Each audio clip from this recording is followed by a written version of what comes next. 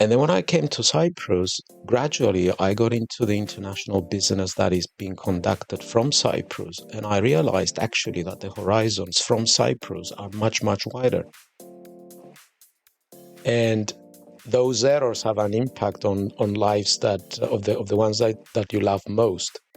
So, the important thing here to be said is that fathers and children should develop that kind of bond whereby there is room for accepting each other's shortcomings.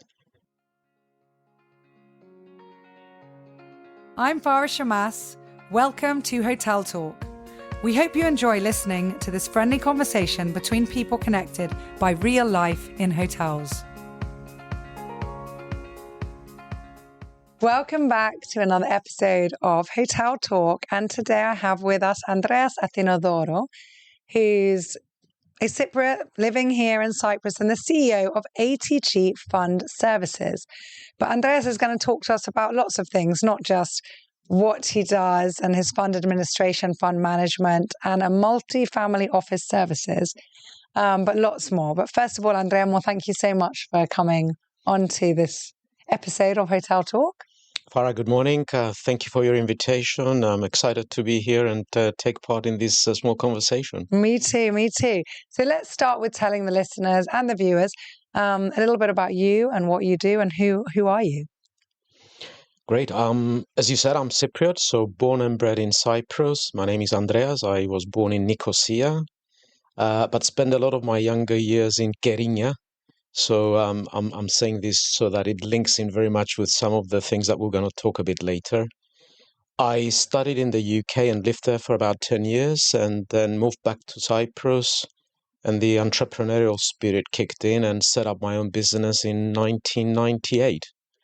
And since 1998, I developed a number of businesses that led to the ATG group that we have today, with a focus on investments, investment funds, and generally helping people with creating wealth. Amazing. And I think a lot of people definitely want to create wealth, so they need a lot of assistance in that and guidance. So tell us, why did you had your time in the UK? Whereabouts in the UK were you? I studied in Southampton. Oh, okay, and then, close to my mum. And then really loved the south of the UK, and then moved for work to the West Country in Bristol and Windsor.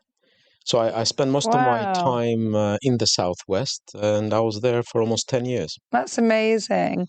So when you came back to Cyprus, what was the biggest challenge and opportunity that you had? I mean, obviously it's I think a lot of people have quite a culture shock when they come back. Oh, wow. Yeah. For good things that they missed, but then other things that they realized, oh my goodness, that was different when I was working in the UK. Look, when I was working in the UK, I was with one of the top 4 international firms in my field, and I had international clients and international projects. And at the time, in my mind, Cyprus was just a tiny island in the middle of nowhere with just links to nice sun and tourism. So I was really scared that I would lose that international outlook. And then when I came to Cyprus, gradually I got into the international business that is being conducted from Cyprus. And I realized actually that the horizons from Cyprus are much, much wider. So when you're in the UK, you do UK business. When you're in Cyprus, you do international business. So I ended up from a position of, am I going to have any international clients, to actually working with clients from Japan, India, Russia, the Middle East, to UK and North America, all in a 24 hours day. Amazing. That's so interesting.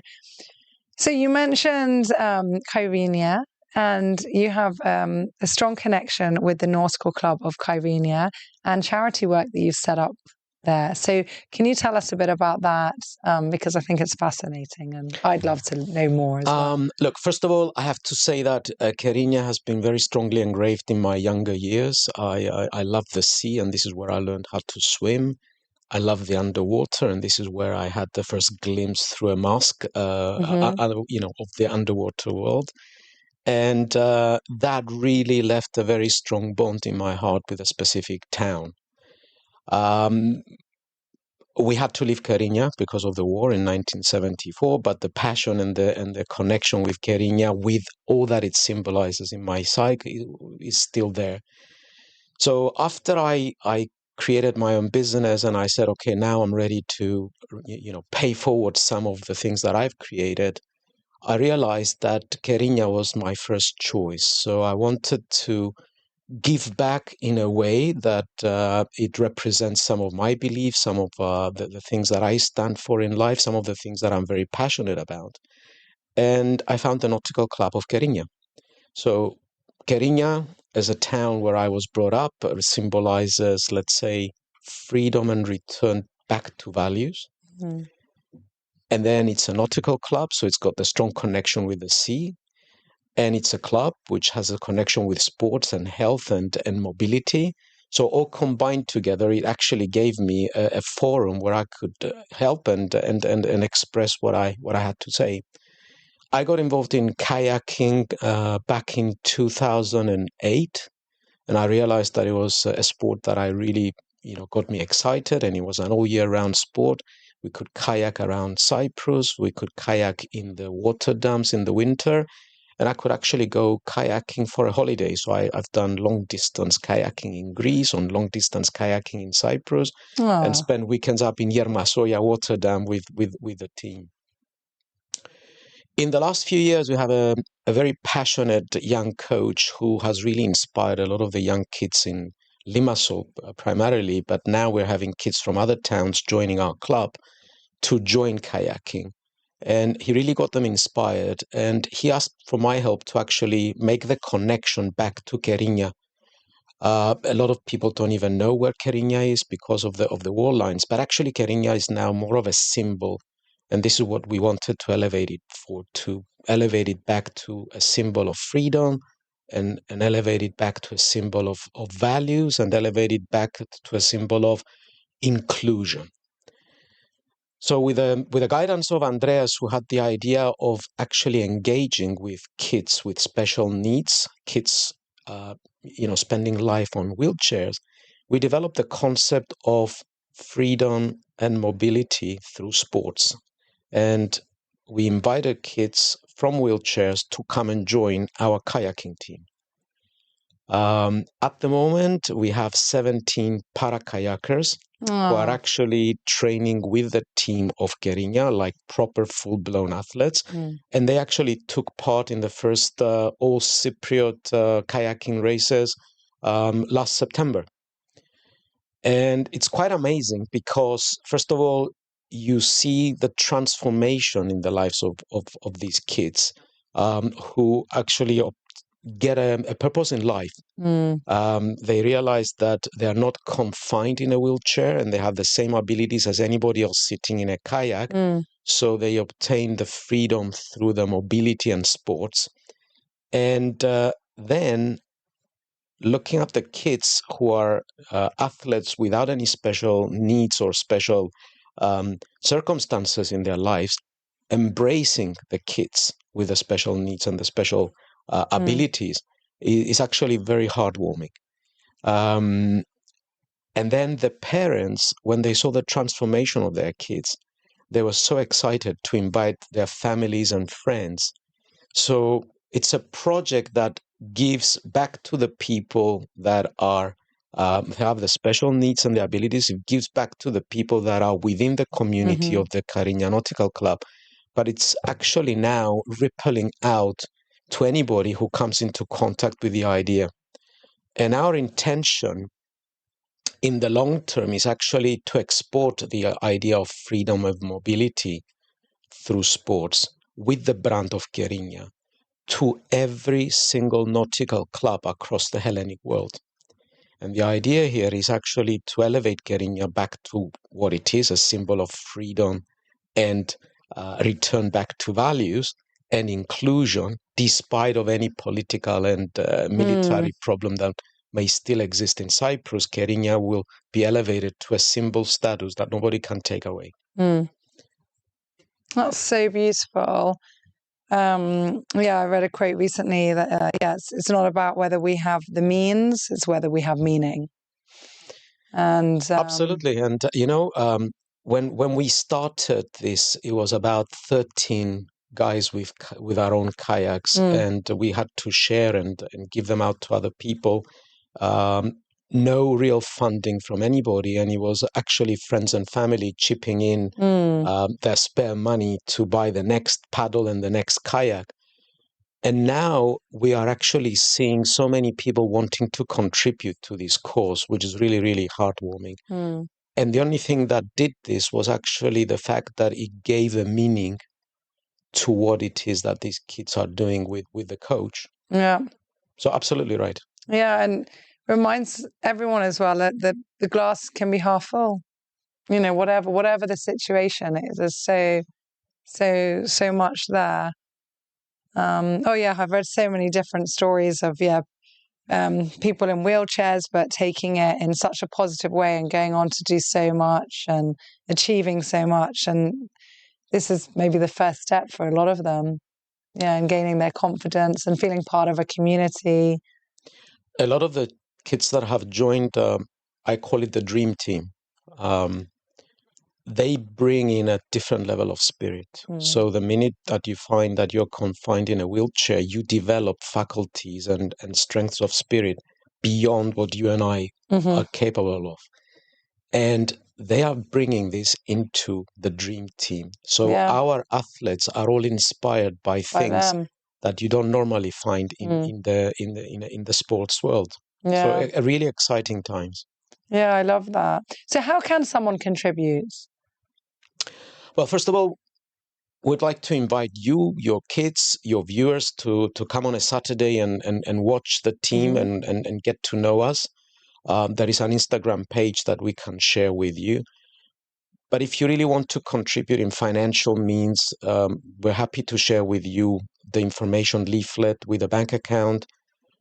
You provide us your name, your logo. You will be listed in the team of sponsors. If you're a company, you'll have your logo on the jerseys of our athletes. But most importantly, you will take part in the events as our guest. And one thing that we want to introduce, and this is starting from June, is that for the sponsors, we will invite them to spend a day with one of our para-kayakers on a kayak. So the para-kayaker will actually be coaching the sponsor, spend a day with us in a kayaking event. So you will get hands-on experience, first-hand experience of what it feels like for our athletes, our para-kayaking athletes, to sit in a kayak, start from scratch, and experience the freedom and mobility through sports. I love that. And of course, if you are listening to this, then do share this episode with as many people as you can, because if it gets the most amount of downloads before September, then Andreas can donate the €1,000 that we give to any charity of choice for whoever's the most downloaded episode. So that could be another great way. Farah, if I could just also add, we took part in a very special event 2 weeks ago, which is called the Cyprus Diaspora Forum. Yeah.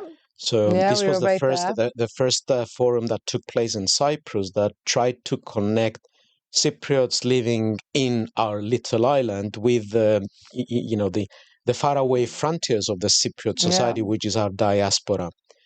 And of course, we had the opportunity to talk business with many people, and we had the opportunity to connect with friends and family who were here at the diaspora.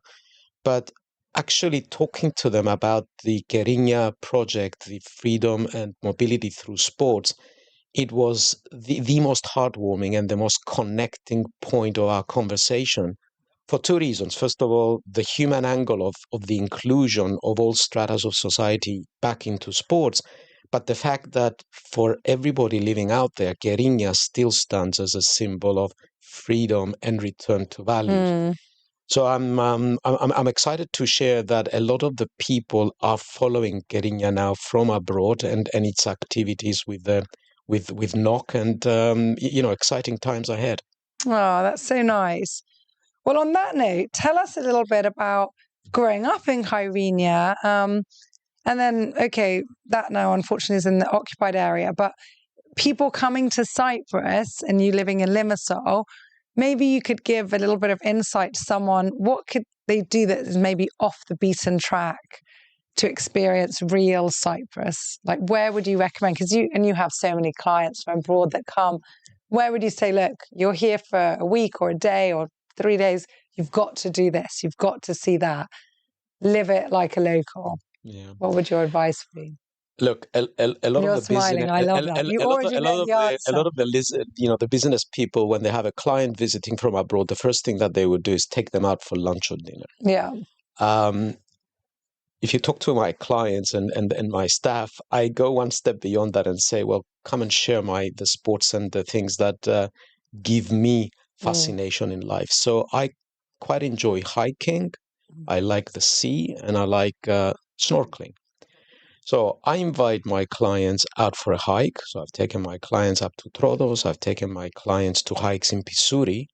And the ones that are willing to cross the line with me, hiking in Pentadactylos, amazing trails where you can see real nature of Cyprus in all 4 seasons. So you have from the white cliffs of Cape Aspro to the 360 of the whole of Cyprus mountain trails of Artemis, to actually experiencing the northern coastline and very interesting mountains of Pentadactylos.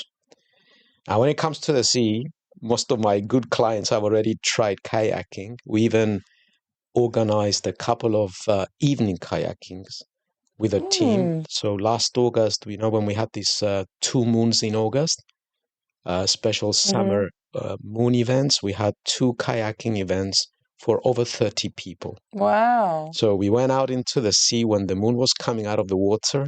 Everybody had a chance to paddle into the openness and the darkness of the sea with the backdrop of the moon. And of course, with a nice dinner after that. And that really created a good bond with the sea, but also with the team and the clients.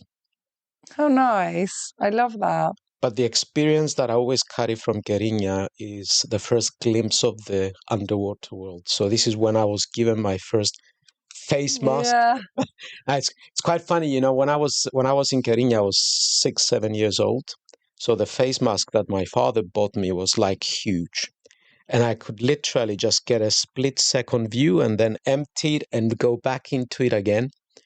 So when I grew up on this side in Limassol, and I actually bought my first snorkeling mask where I could stay under the water for more than just a split second, I remember going into the water 7 o'clock in the morning and then, distinct voice of my Cypriot mother, Adere, come out, late in the afternoon, still there. So, that's definitely a, strong bond, the water and the sea. Water, I think it is. I mean, we're an island, and I think just especially for those that grew up on the seaside towns, the sea is just such an important part of our culture and heritage. And Farah, please bear in mind that I grew up in Nicosia. And in a family that they're not such sea lovers. So I had to escape almost every weekend from a young age, learning how to dive or go to a nautical club to keep my connection with the sea, until I came to a point where I chose to spend more of my time by the sea. Yeah, life's a choice. Yeah. So you're a dad, and I love asking fathers about their experience being fathers. But I think I'm going to ask you, not for any tips, but I'm sure your children are going to listen to this podcast. So what would you like them to hear? I think, well, first of all, it's a blessing to be a father. And sometimes you enter this role and you take it for granted. But guys, when you're a father and you're blessed with children, just be thankful for having that role. The second thing is that it's a very challenging role, and it doesn't come with a manual. So it's a trial and error, and there is more errors in most of the cases than getting things right from the beginning. And those errors have an impact on lives that of the ones that you love most. So the important thing here to be said is that fathers and children should develop that kind of bond whereby there is room for accepting each other's shortcomings and recognizing that this is actually the source of strength in a relationship that goes beyond time and place. So both of my kids now are not in Cyprus. So my daughter is living and working in London. My son is in his third year in university in the UK. So I don't spend with them as much time as I would like to. But I actually feel that the objective that I had as a dad, which was give them strong roots, but help them to grow their own wings, is something that to the level that I feel happy with, I managed to offer it. It's a difficult task to have roots and values without suffocating, and it's difficult to grow wings without actually make them fly away too early. Yeah. And it's always a trial and error.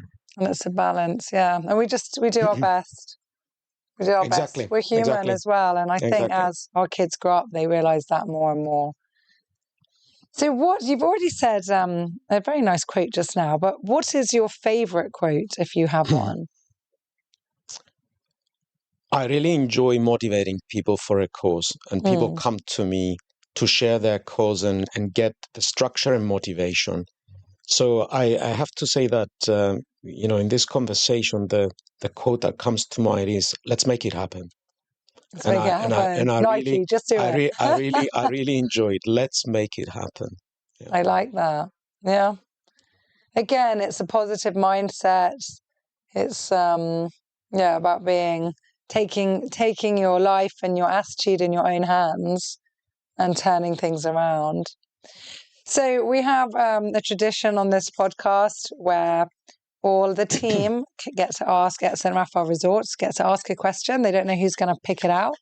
We put it in this crystal bowl. Oh, so choose anything you want. Shall I read it to you? Yes, please. Hope it's, oh my goodness.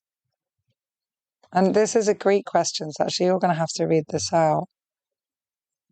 I can't even read the last part. It makes sense. Και τα υπέρ και τα κατά στον επαγγελματικό τομέα. So what are the pros and cons in the professional sector? I guess the professional sector that you're in. And I think we'll have to narrow that down a bit. But yeah. Sure. Let me start off with what I see as the pros to this. Now, I work in a sector, and you'll see this on our website, which is about wealth. And in our website, you'll see the quote which says, create, protect, and grow wealth. Now, we've expanded the definition of wealth to going beyond money. And wealth includes things like expanded awareness of opportunities, stronger relations between associates and business people, projects that align to core values. So one of the pros that I see in my professional sector is that it allows me the freedom to paint my own definition of wealth and inspire that to the people that work in our team and our clients. So that's a very big pro in my mind. What I see as a downside is that working with money, which is like at the core of any wealth equation, is very much linked to people with greed and where values can actually get diluted. And setting boundaries and being able to discern is something that is on a daily basis, even with people that come across as open and bearing gifts with open hands. So the conside is that not everybody shares the same values and the same definition of money and wealth. And it may lead to relationships that end up in dead ends or upset people simply because of this lack of shared values. And this is definitely something that makes me upset because I'm on the outset of let's make it happen on a very positive note. And it always disappoints me when I see people fall short on the values that they claim they have. And also, I imagine a lot of people are quite I mean, many wealthy entrepreneurs, unfortunately, are statistically quite unhappy within their own lives. It's part of the reason that makes them so successful. Yeah. But on the other hand, they're always looking at where they want to be and they're not there yet, as opposed to what they've achieved and what they've done and being more positive. So I'm sure you see quite a lot of that. Farah, you're spot on. So this lack of balance that I see in my line of business, actually the imbalance is even greater in people that have the financial means that you would consider that they were more balanced than the people that worry about their finances. Yeah. So I've seen people flying with one wing with no money, but I've also seen the people flying with one wing with loads of money, but zero understanding of the rest of the areas of life and values. Yeah. It's really interesting. Well, on that note, I think we'll round up the episode and just say thank you so much. I think there's been so much food for thoughts here and a lot of great takeaways. I definitely will come now as well. It's springtime. It's the nicest time to enjoy the sea and water sports. And I'll bring the kids and we'll come down to the Nautical Club of Kyrenia and see you guys kayaking. And I can't wait to hear more of everything you're doing. I hope the charity goes well. And I hope that, most importantly, everyone in that community flourishes. And as you said, it's a ripple effect. People are happy. And even if it's not directly in the Nautical Club of Kyrenia, those people go out, they go to a supermarket, they buy something, they smile, that person smiles, they bump into someone, and the ripple effect is just huge. So never underestimate all you're doing. And thank you. Thank you very much for having me on your podcast.